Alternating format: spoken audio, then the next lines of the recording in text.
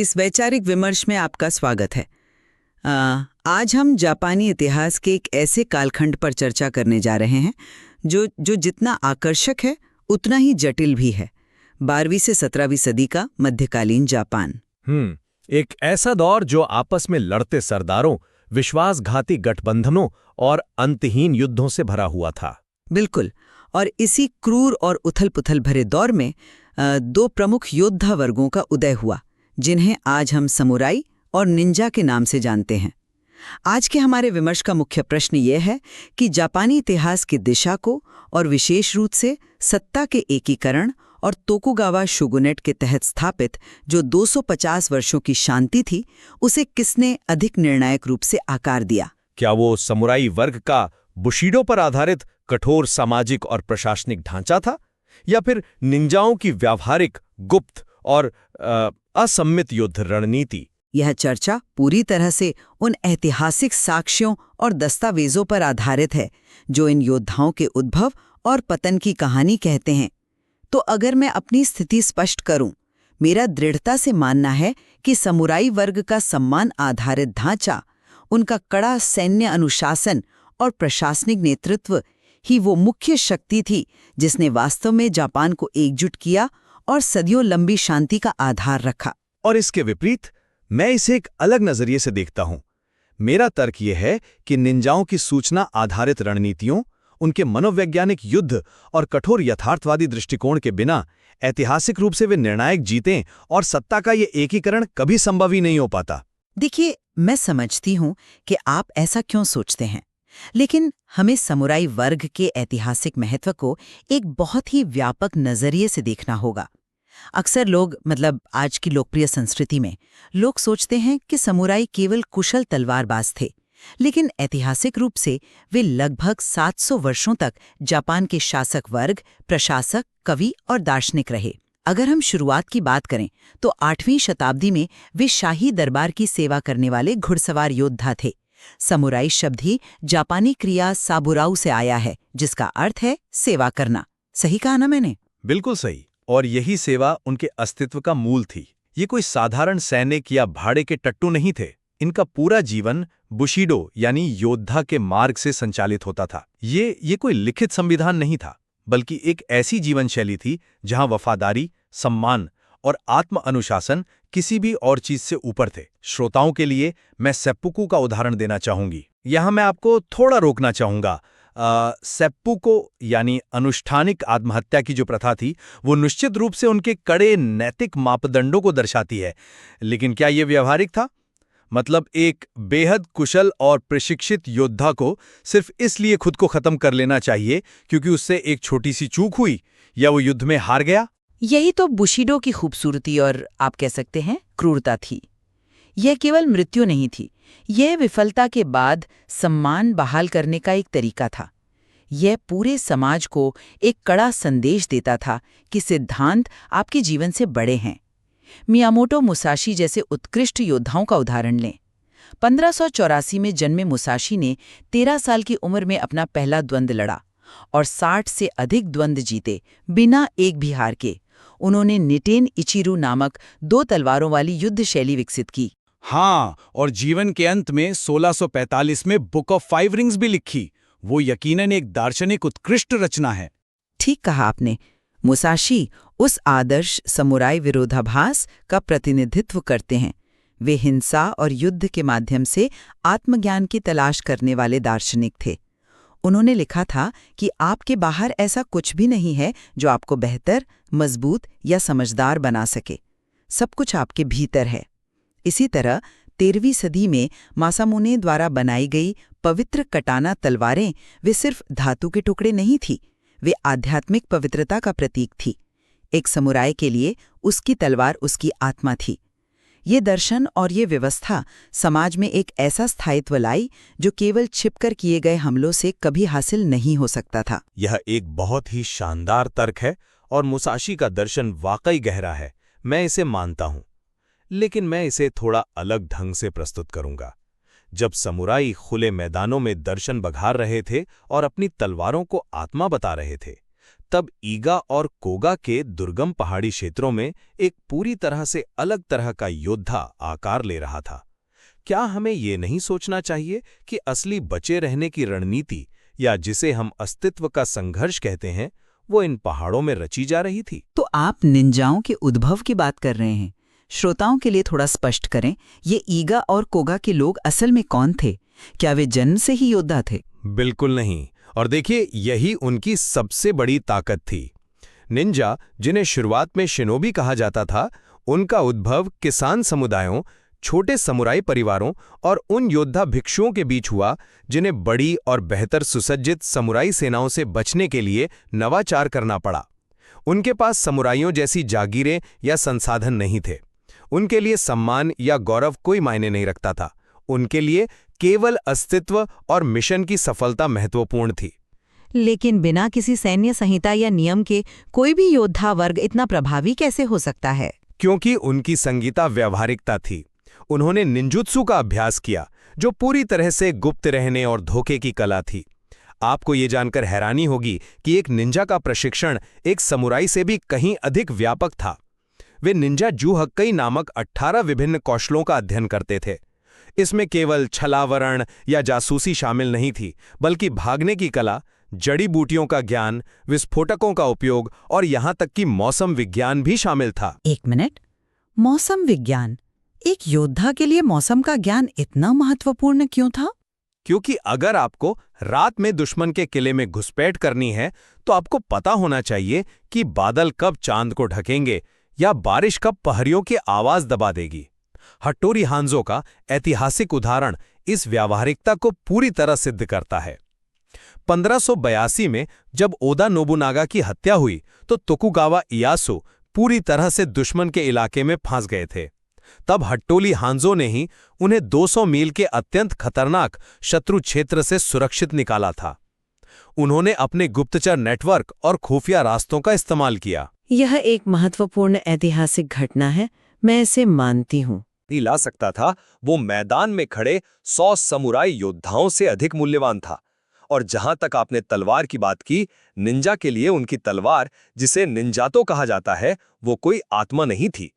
वो बस एक साधारण उपकरण मात्र थी।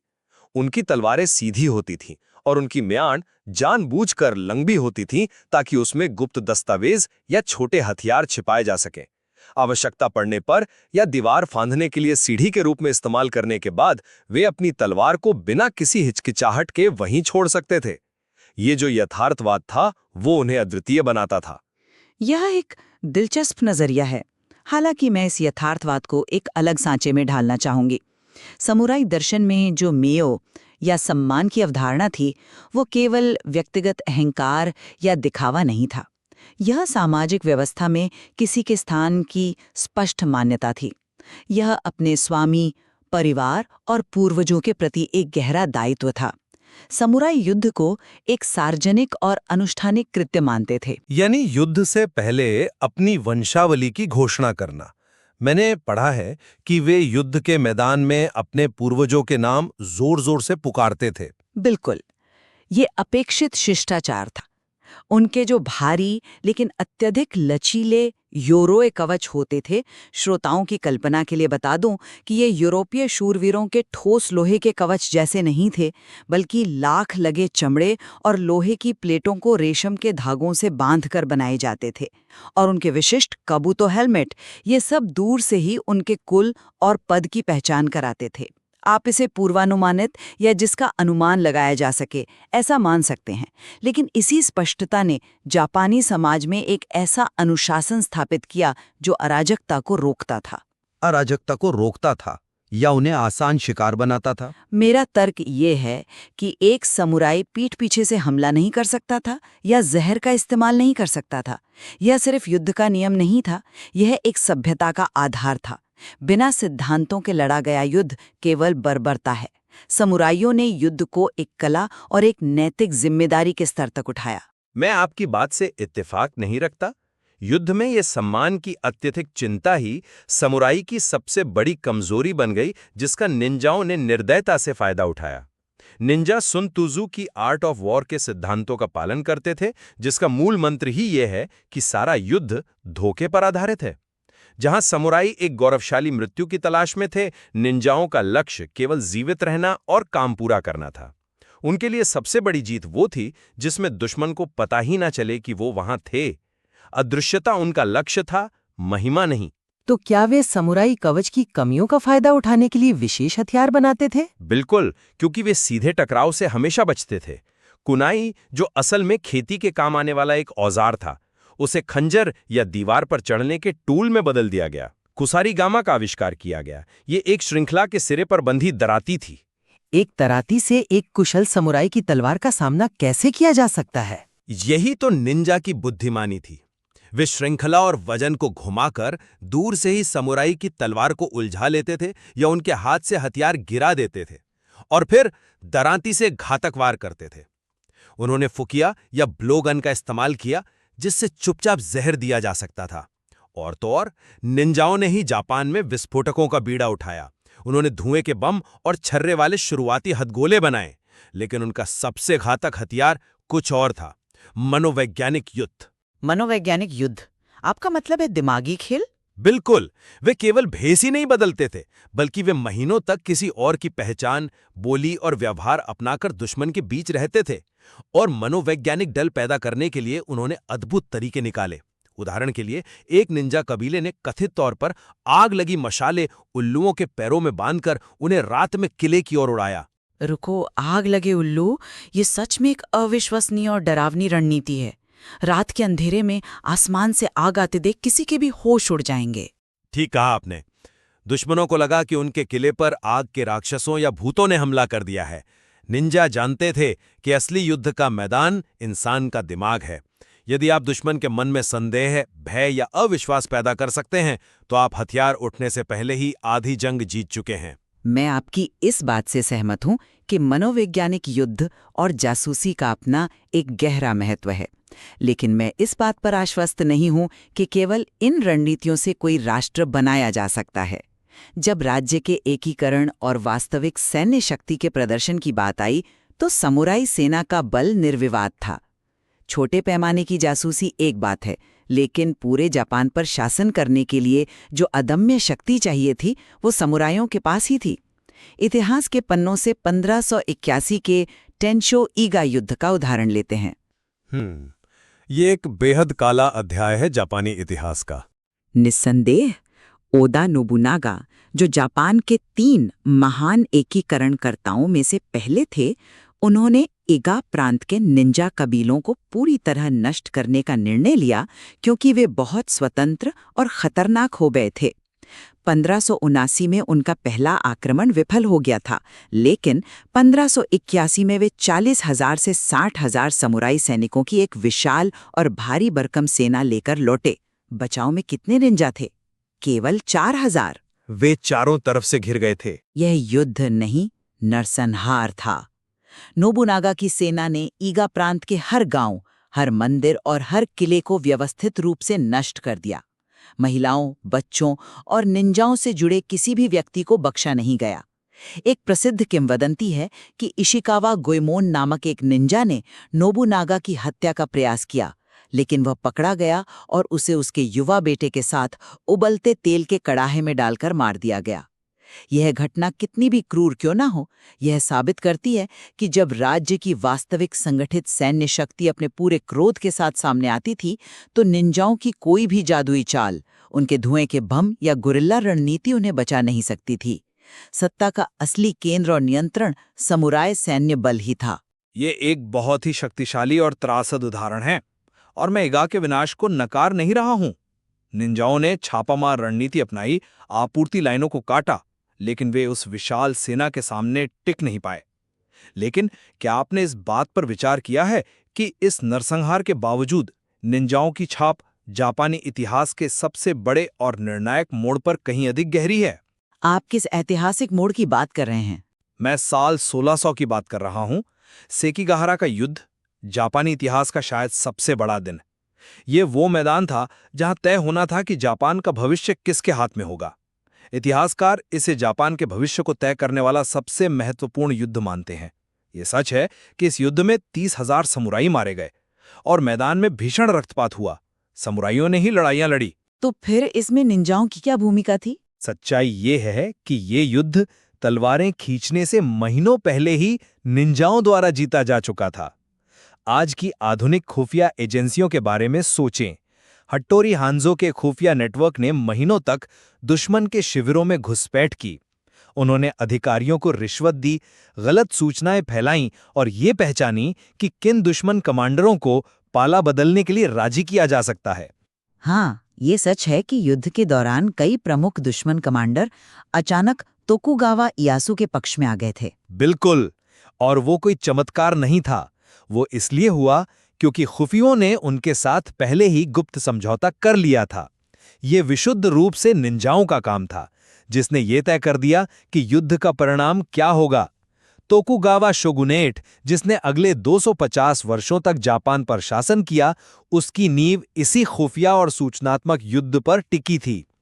तलवारों की चमक के पीछे अंधेरे में काम कर रहे निंजा ही वास्तविक किंग मेकर थे। यह एक बेहद रोचक दृष्टिकोण है और ये मानना पड़ेगा कि खुफिया तंत्र ने सेकिगाहारा में महत्वपूर्ण भूमिका निभाई। लेकिन हमें उस 250 सालों की शांति पर भी गौर करना चाहिए जो 1603 के बाद स्थापित हुई। इस शांतिकाल में समुराई वर्ग का एक अनूठा रूपांतरण हुआ। जब युद्ध समाप्त हो गए तो समुराई केवल खाली बैठे योद्धा नहीं रहे। तो उन्होंने क्या किया? क्या उन्होंने अपनी तलवारें म्यान में रख दी? काफी हद तक हाँ। वे आदर्शवादी प्रशासक, नौकरशाह और विद्वान बन गए। उन्होंने कला और प्रशासन को अपनाया।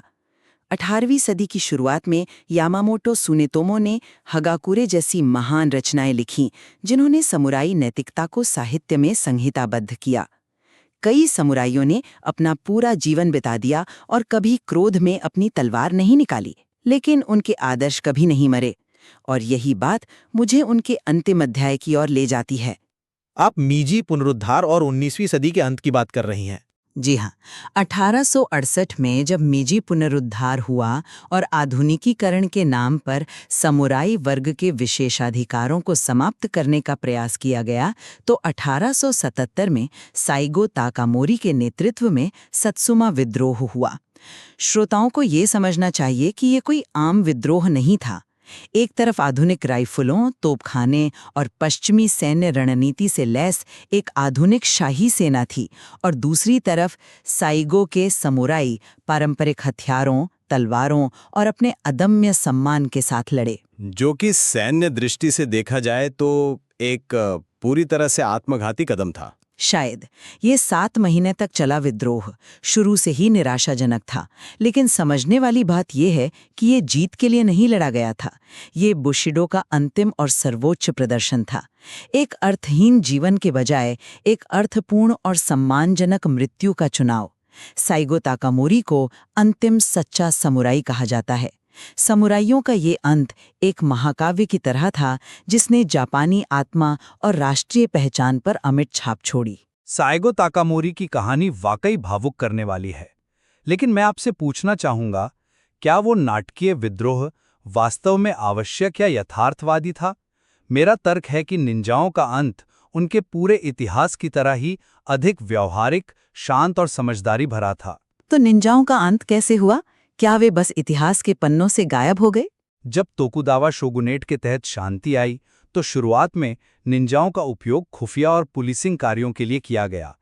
ईगा और कोगा के निंजाओं ने एडो महल के फाटकों की रक्षा की, लेकिन जैसे जैसे शांति गहरी होती गई और आंतरिक खतरे कम होते गए, निंजाओं की आवश्यकता कम हो गई। 18वीं सदी के अंत तक अधिकांश निंजा चुपचाप किसान, शिल्पकार या व्यापारी बन गए। यानी उन्होंने अपनी योद्धा पहचान पूरी तरह से छोड़ दी? उन्होंने समय की मांग को समझा और खुद को ढाल लिया। उन्होंने बंदूकों के सामने तलवारें लेकर कोई व्यर्थ और आत्मघाती विद्रोह नहीं किया। निंजुत्सु का युग गोलियों की गूंज के साथ नहीं, बल्कि एक कानाफूसी के साथ समाप्त हुआ। और यहीं पर एक बेहद दिलचस्प बात आती है। जैसे जैसे असली निंजा गायब होते गए, उनकी किंवदंतियां बढ़ती गईं। आप काबुकी थिएटर की बात कर रहे हैं? एकदम सही। काबुकी थिएटर और नाटकों ने निंजाओं को अलौकिक शक्तियों वाले प्राणियों के रूप में दिखाना शुरू कर दिया। काले कपड़े पहने हुए लोग जो दीवारों के आर पार जा सकते थे, हवा में उड़ सकते थे या अदृश्य हो सकते थे। निंजाओं ने कभी इन मिथकों का खंडन नहीं किया। उन्होंने दुनिया को यह विश्वास दिला दिया कि वे अलौकिक हैं, और ये भी एक तरह का मनोवैज्ञानिक युद्ध ही था। इस मिथक ने उन्हें सदियों तक खतरनाक बनाए रखा। उन्होंने अपनी विरासत को भी उसी चालाकी से प्रबंधित किया जैसे वे युद्ध लड़ते थे। यह एक शानदार विश्लेषण है। हमारे इस संपूर्ण विमर्श का सारांश अगर मैं एक रूपक में प्रस्तुत करूं तो यह स्पष्ट होता है कि समुराई यदि सूर्य थे, उज्ज्वल, सार्वजनिक, एक स्पष्ट वंशावली वाले और एक कठोर सामाजिक तथा नैतिक व्यवस्था के प्रतीक, तो निंजा निश्चित रूप से चंद्रमा थे, रहस्यमयी, निरंतर आकार बदलने वाले और सत्ता के पीछे के अदृश्य रणनीतिकार। दोनों ने अपने अपने तरीके से उस युग को परिभाषित किया। लेकिन इस बात पर हम दोनों शायद पूरी तरह से सहमत होंगे कि आधुनिक लोकप्रिय संस्कृति ने इन दोनों के वास्तविक इतिहास के साथ काफी छेड़छाड़ की है। इस बात पर मैं आपसे पूरी तरह सहमत हूं। अगर हम 20वीं सदी में अकीरा कुरोसावा की उत्कृष्ट फिल्मों जैसे 7 समुराई को देखें या फिर आज के आधुनिक हॉलीवुड सिनेमा और एनीमे को देखें, तो हमने एक बिल्कुल उल्टी तस्वीर देखी है। आधुनिक चित्रण में अक्सर ऐसा दिखाया जाता है कि महान और नैतिक निंजा दुष्ट और भ्रष्ट समुराइयों से लड़ रहे हैं, जबकि ऐतिहासिक सच्चाई इसके एकदम विपरीत थी। ऐतिहासिक रूप से निंजाओं के तरीकों को अक्सर सम्मानहीन या नीचा माना जाता था, और दूसरी तरफ आज समुराइयों को केवल भावनाहीन रोबोटिक हत्यारे के रूप में पेश किया जाता है। जबकि जैसा कि आपने बताया, वे गहरे बौद्धिक जीवन वाले जटिल व्यक्ति थे जो कला, चाय समारोह, कविता और प्रशासन में पारंगत थे। पॉप कल्चर ने काले कपड़े पहने निंजाओं की जो नई पौराणिक कथा गढ़ी है, उसका ऐतिहासिक सच्चाई से बहुत कम लेना देना है। बिल्कुल, हमारा ये विमर्श किसी एक योद्धा वर्ग को अंतिम विजेता घोषित नहीं करता है। इसके बजाय ये श्रोताओं को यह सोचने पर विवश करता है कि जापान के इस अत्यंत जटिल इतिहास को आकार देने में आदर्शवाद और सम्मान तथा यथार्थवाद और अस्तित्व में से किसकी भूमिका अधिक गहरी थी। क्या एक मजबूत समाज के लिए नैतिक सिद्धांत और अनुष्ठान जरूरी है, या फिर जब अस्तित्व दांव पर हो तो केवल परिणाम मायने रखते हैं? स्रोत साहबी में इस जटिल द्वंद्व के कई और पहलू मौजूद हैं। ये हमें याद दिलाता है कि इतिहास कभी भी केवल काले और सफेद में नहीं बटा होता। असली कहानियां हमेशा उस ग्रे या भूरे क्षेत्र में मिलती हैं। सत्य हमेशा मिथकों से अधिक रोचक और जटिल होता है। इन योद्धाओं का इतिहास हमें आत्ममंथन और गहरे अध्ययन के लिए आमंत्रित करता है। आदरणीय श्रोताओं, हमारे साथ इस बौद्धिक यात्रा पर जुड़ने के लिए धन्यवाद। अगली बार हम एक नए वैचारिक विमर्श के साथ फिर प्रस्तुत होंगे।